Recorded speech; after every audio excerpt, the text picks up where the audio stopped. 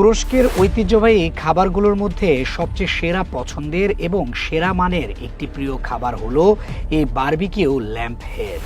তুরস্ক তার সমৃদ্ধ খাবার সংস্কৃতির জন্য বিশ্বজুড়ে পরিচিত।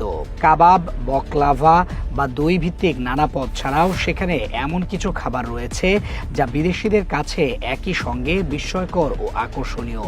এরই মধ্যে একটি হলো বারবিকিউ ল্যাম্প হেড বা আগুনে রোস্ট করা ভেড়ার মাথা, যা স্থানীয়দের কাছে এক বিশেষ ঐতিহ্যবাহী ডেলিকেসি হিসেবে পরিচিত। এই খাবার তৈরির প্রক্রিয়া একদিকে যেমন প্রাচীন, তেমনি বেশ সূক্ষ্ম যত্নের দাবি রাখে। পুরো একটি ভেড়ার মাথা ধোয়া ও প্রস্তুত করার পর সেটিকে খোলা আগুনের তাপে ধীরে ধীরে রোস্ট করা হয়, ফলে এর বাইরের অংশ হয়ে ওঠে ক্রিস্পি আর ভেতরের মাংস থাকে নরম ও রসালো। ঘন্টার পর ঘন্টা ধরে এই রোস্টিং প্রক্রিয়া চলে, যাতে মাংসের প্রতিটি অংশে ধোঁয়ার গন্ধ ও স্বাদ ভালোভাবে মিশে যায়। রোস্ট হয়ে গেলে মাথা থেকে মাংস আলাদা করা হয় খুব যত্নের সঙ্গে।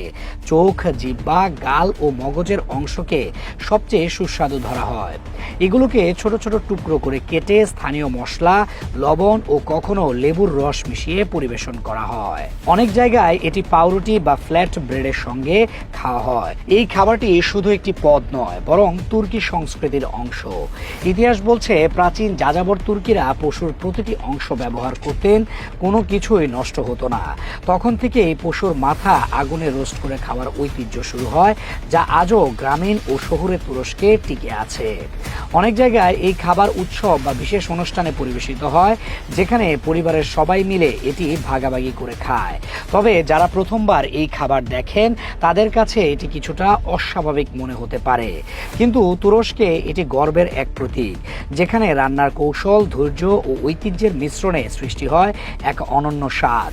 স্থানীয়রা বলেন বারবিকিউ ল্যাম্প হেড শুধু খাবার নয়, এটি তুর্কিদের আতিথেয়তা ও ঐতিহ্যের প্রতিচ্ছবি।